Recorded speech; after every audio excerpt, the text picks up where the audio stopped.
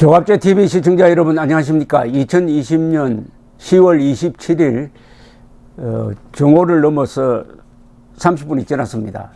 이낙연 민주당 대표의 이건희 삼성그룹 회장 별세에 점한 추모의 그런 내용을 분석을 하면은 05 과3쯤 됩니다. 잘했다는 것이 50%, 잘 못했다는 것이 한 30%쯤 되고, 여기 보면은 비판과 훈계가 섞여 있습니다. 애도, 비판, 훈계가 섞여 있습니다. 이런 추모글을 비판적 추모문이라고 정의를 할 수 있을 것이라고 생각을 합니다. 이건희 삼성그룹 회장님의 별세에 깊은 애도를 표합니다. 신경영, 창조경영, 인재경영. 고인께서는 고비마다 혁신의 리더십으로 변화를 이끄셨습니다. 그 결과로 삼성은 가전, 반도체, 휴대폰 등 세계적 기업으로 도약했습니다. 생각 좀 하며 세상을 보자 같은 고인의 여러 말씀은 활기 있고 창의적인 기업 문화를 만들었습니다. 우리 사회에도 성찰의 고민을 던져주었습니다. 그러나 고인은 재벌 중심의 경제 구조를 강화하고 노조를 불인정하는 등 부정적 영향을 끼치셨다는 점도 부인할 수 없습니다. 불투명한 지배구조, 조세 포탈, 정경유착 같은 그늘도 남기셨습니다. 고인의 혁신적 리더십과 불굴의 도전 정신은 어느 시대, 어느 분야든 본받아야 마땅합니다. 삼성은 과거의 잘못된 고리를 끊고 새롭게 태어나기를 바랍니다. 고인의 빛과 그림자를 차분하게 생각하며 삶과 명복을 빕니다. 이게 논설위원이 쓴 무슨 논설이라든지 아니면은 기자가 쓴 이건희 회장의 생애에 대한 평가라든지 같으면 괜찮아요. 근데 이 글의 성격이 추모문이니까 이게 좀 어색하고 때로는 너무했다 하는 비판이 주류를 이루고 있는데, 더구나 이낙연 씨는 동아일보 기자 출신입니다. 기자 출신은 직업적으로 글을 쓰는 사람인데 어떤 형식의 그런 형식에는 어떤 내용이 들어가야 되겠다는 데 대해서 조금 생각이 미치지 못했지 않느냐 하는 생각이 들고, 한편으로는 이분이 비교적 합리적이고 온건한 분으로 알려져 있는데 친문 세력의 지지를 받아야 다음 대통령이 될 수 있다는 초조감의 발로가 아니냐, 이렇게 쓰면은 친문 세력으로부터 박수를 받을 것이라 하는 기대감이 여기에 하나의 계산으로서 들어가 있지 않느냐 하는 생각을 갖게 합니다. 한편 이낙연 씨와 지금 라이벌 관계에 있는 이재명 경기도지사는 이런 글을 올렸습니다. 고 이건희 삼성그룹 회장의 별세를 경기도민과 함께 애도하며 삼가 고인의 명복을 빕니다. 질곡의 현대사에서 고인이 남긴 족적을 돌아보고 기억하겠습니다. 기업들이 자신의 역량을 충분히 발휘하는 것에만 집중할 수 있도록 기회가 공평하고 공정한 경쟁이 가능한 경영 환경을 조성하는 것이야말로 고인의 넋을 기리는 일이자 우리가 짊어져야 할 과제일 것입니다. 유족들께 심심한 위로를 전하며 고인의 영면을 기원합니다. 이 글이 이낙연 글과 상당히 대조적입니다. 그런데 이낙연 씨는 고인에 대해서 항상 이렇게 비판적 시각을 견지하는 사람이냐 하면 또 그렇지도 않아요. 글 하나를 소개해 드리겠습니다.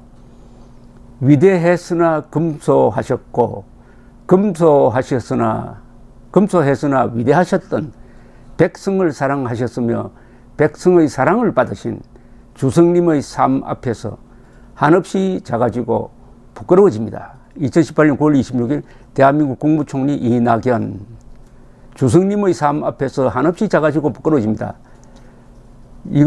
요 대목을 가지고 이게 김일성 무슨 묘 앞에 가서 김일성 무덤에 가서 방명록을 남긴 것 아니냐 해가지고 이 SNS에 막 돌아다녔던 적이 있습니다. 2018년 여름에.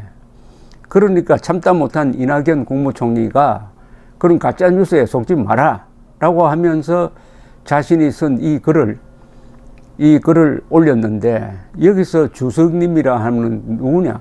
호지명입니다. 월맹의 요사이는 월맹이라 하지 않고 막 베트남이죠. 옛날에는 우리가 월남 파병할 때는 17도선 북쪽은 월맹, 그 이남은 월남이라고 불렀습니다. 그런데 월맹이 통일을 해버렸으니까 요사이는 베트남이라고 부르죠. 어쨌든 그 월맹의 주석이었던 호지명이 살았던 집에 가서 남긴 글입니다.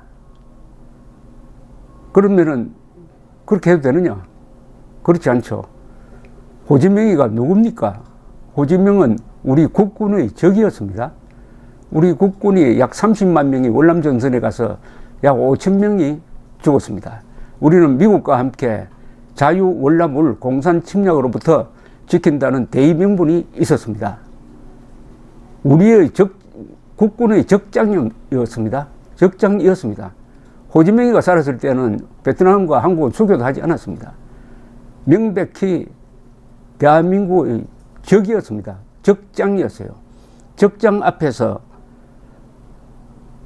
한없이 작아지고 부끄러워집니다 라고 쓴 사람이 그 밑에 서기를 대한민국 국무총리 이낙연이라고 했습니다. 왜 호지명 앞에서 작아지고 부끄러워지느냐? 이건 따질 문제입니다. 왜 작아지고 부끄러워지느냐? 우리가 뭘 잘못한 게 있습니까? 우리가 월남 파병한 게 잘못됐습니까? 월남 파병해서 결국 미군이 철수함으로써 공산화가 됐으니까 패배한 것은 사실입니다. 그러나 패배하면 나쁜 사람이 되는 겁니까?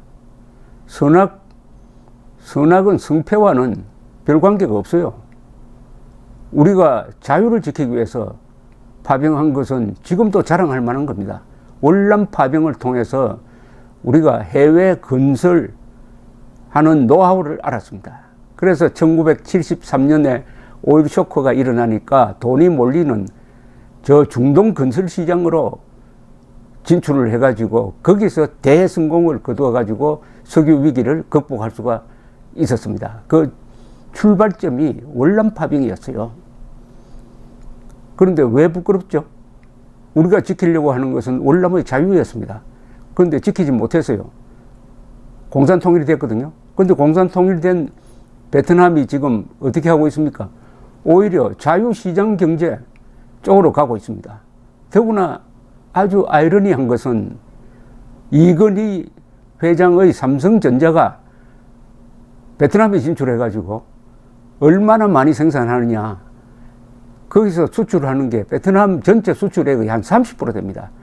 세계 어느 나라에도 한 기업이 30% 수출을 담당하는 나라가 별로 없습니다. 그러면 큰 소리를 쳐야 될 것 아닙니까? 왜 대한민국 국무총리 이낙연은 우리의 적이고 공산주의자인 호지명 앞에서 한없이 작아지고 부끄러워졌습니까? 작아지고 부끄러워진 이유가 혹시 이거 아닙니까? 300만을 죽이고 공산통일에 성공을 했다. 우리는 그렇게 하지 못했다. 그래서 작아지고 부끄러워진다. 라고 생각해서 이런 글을 남겼다고 보는 게 비약입니까? 합리적 추리입니까? 이낙연 씨는 왜 부끄러워졌는지, 왜 작아졌는지 설명할 필요가 있습니다. 그때는 페이크 뉴스입니다라는 데 알리는데 주력을 했는데 이 글을 보니까 그런 의문이 일어났고, 특히 이번에 이건희 회장에 대한 다소 가혹한 추모문을 보면서 이건희, 호지명을 비교하게 되었습니다.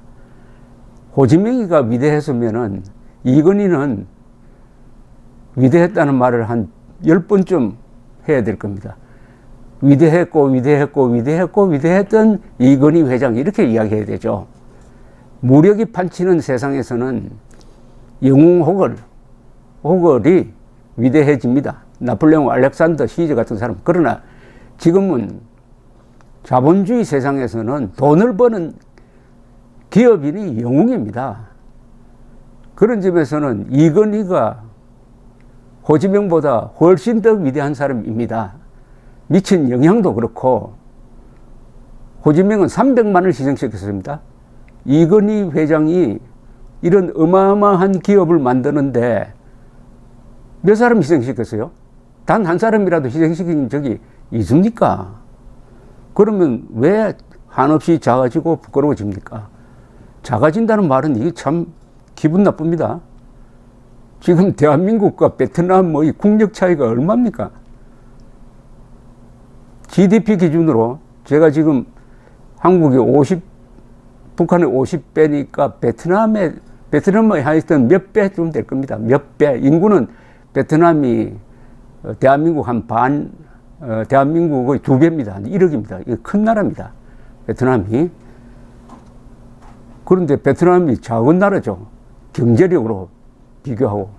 그리고 베트남이 아직도 자유를 억압하고 있지 않습니까? 그런데 왜 작아지고 왜 부끄러워집니까? 이낙연 국무총리. 그럼 똑같은 기준을 적용해가지고 이건희 회장을 평가하면은 한없이 커지고 자랑스러워집니다. 이렇게 추모문을 끝내서야 되는 게 아니냐 하는 생각을 한번 해보았습니다. 감사합니다.